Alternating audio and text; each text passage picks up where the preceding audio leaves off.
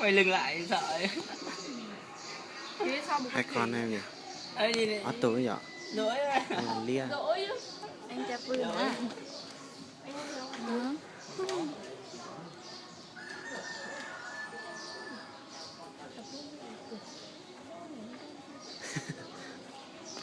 Chặt vườn thương mà. Chị không chị chắc ai lúc gì đâu này nó. nó biết mà. Tư thì con gì? Một số thằng đâu này nó. Em chém á. Giờ nó chọn sẽ có thể tiền. Ở tuổi. Ít tuổi liêm mùi, ít tuổi chỉ liêm mùi.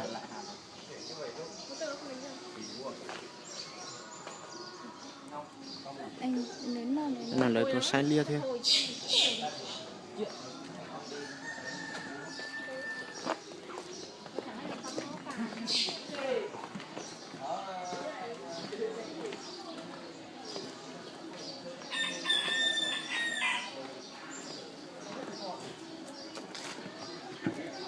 Nó định xin cái gì ăn đấy bác.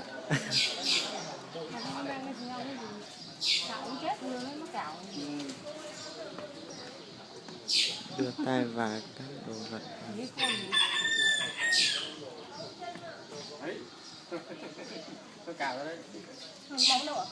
Tưởng con này rẻ lia.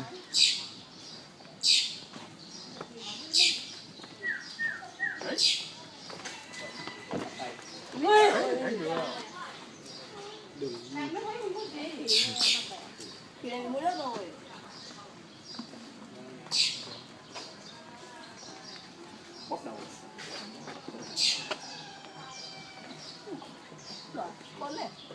Lò cờ. Đồ lia này.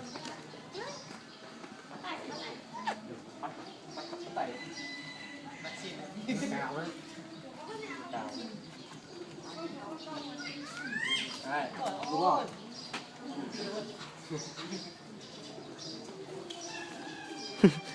Ê, quên đi.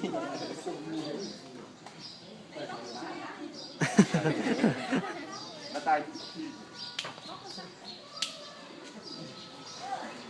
Nhớ bạn kia. Lên trái tiền.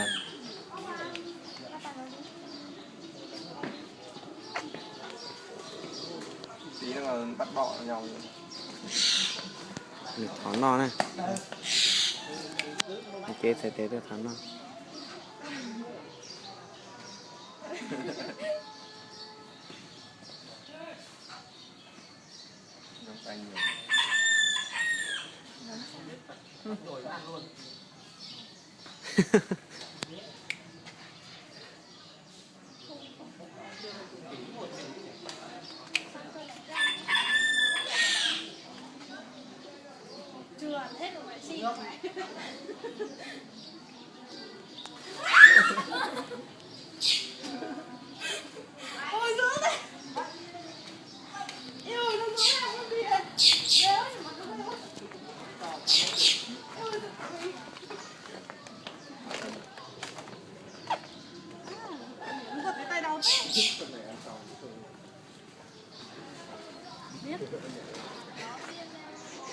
Nó chỉ nhìn cái này thôi. Anh thử cho xuống nha. Mày rơi rồi. Ui.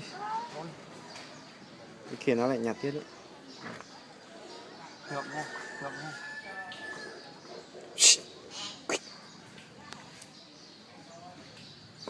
Gọn nó mày. Con này là con cái. Mày con cái là đúng rồi. Hả? Em có cái khóm lông khoa cái chế rồi này hết.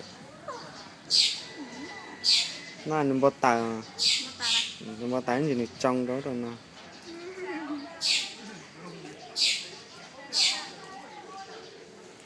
Cái tụi nó tỏ thế này. Anh thì có sao đây nhở? Mình chơi thằng lá chìm cũng không trời ạ. Chơi làm món lá thằng lá chìm thì trời.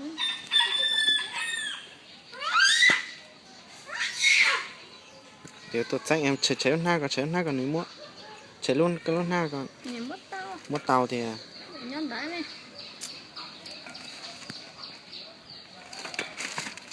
Mua thì họ ai hoàn trả thì họ không sao đặt đàn nên mua sai thì họ Em nhớ chạy tèo quá. tít tết tập nhìn tít lo Nhìn làm nó sao không đó bỏ đi. lo tao thì Được. Tôi tôi chỉ rồi. thấy ít tụ ban nhẹ nó muốn miếng sáu tầng đã có cái nó cũng người chế nó thất thay nó thì còn cho nó tít tết mua sáu tầng cái lại cái cho mình chơi cái bớt sáu Em mê nó mất tao lên. tên cái mình chơi cái nó bớt sáu mình rõ bớt sáu rồi bớt sáu thì ta thì một hồi tụi chủ ta để tụi chủ thì dọn Tôi phải tôi mà đừng có làm đấy. lá hồi sữa